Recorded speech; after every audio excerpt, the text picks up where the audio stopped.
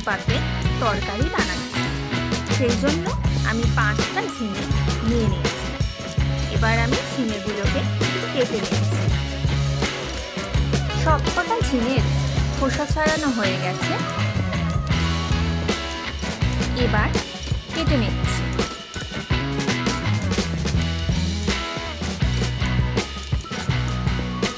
ঝিঙেগুলো একদম কচিই আছে, দেখতেই পাচ্ছেন।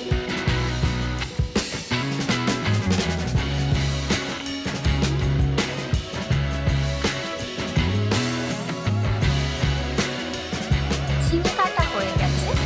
এবার কেটে নিচ্ছি দুটো আলু।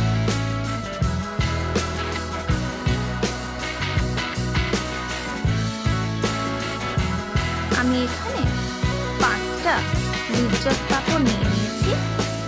এবার কড়াইতে তেল দিয়ে দিলাম। তেল গরম হলে আমি পাঁপড়গুলো ভেজে নেব।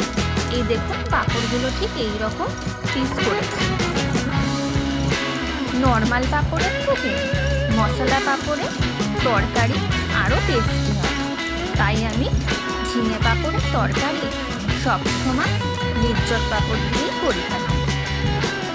যেহেতু পাঁপড়গুলো আমি ডালনায় দিচ্ছি, তাই খুব কড়া করে ভাজবো না, জাস্ট ভেজে নেব।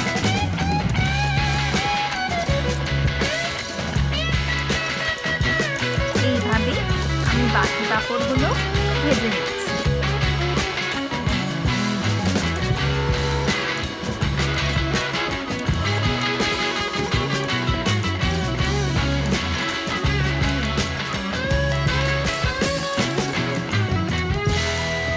পাঁপড় ভাজা হয়ে গেছে।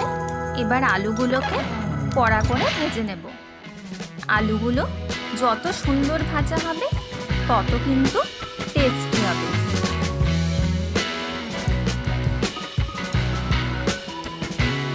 আলু ভাজা হয়ে গেছে। এবার তুলে নিচ্ছি। এবারে তেলে দিয়ে দিচ্ছি জিরে ফোড়ন। কেটে রাখা ঝিঙেগুলোও দিয়ে দিচ্ছি। ভালো করে নাড়িয়ে চাড়িয়ে নেব।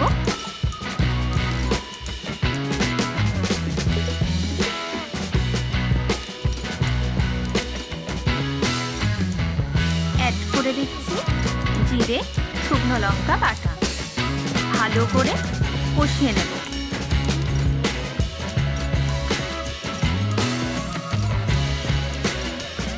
ভেজে রাখা আলুগুলো অ্যাড করে দিলাম।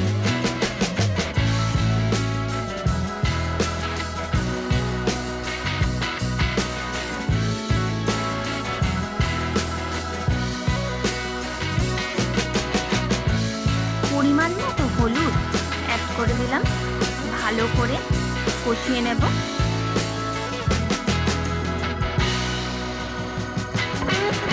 স্বাদ অনুসারে নুন অ্যাড করে দিলাম।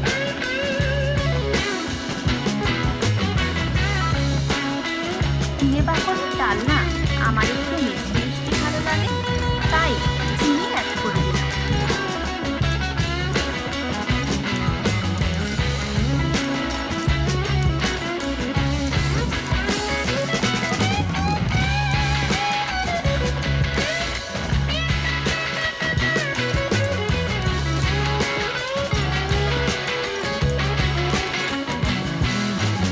একদম কষে গেছে। এবারে সামান্য জল অ্যাড করে দেব।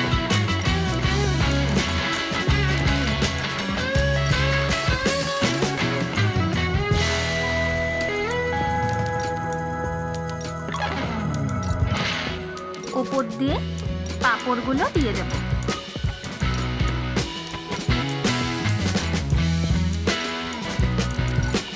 10 মিনিটের জন্য ঢাকা দিয়ে দেব।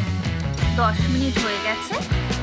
দেখুন, পাঁপড়গুলোও কিন্তু নরম হয়ে গেছে। এভাবে নাড়িয়ে নেব, কিন্তু পাঁপড়গুলো যাতে না ভাঙে সেদিকেও কিন্তু খেয়াল রাখতে হবে।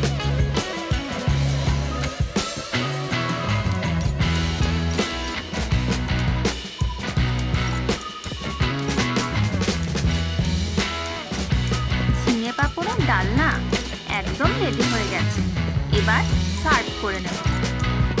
গরম ভাতের সাথে ঝিঙে পাঁপড়ের ডালনা ট্রাই করে বলবেন যে আপনাদের কেমন লাগলো। রেসিপিটি ভালো লাগলে সাবস্ক্রাইব করে দিতে ভুলবেন না যেন।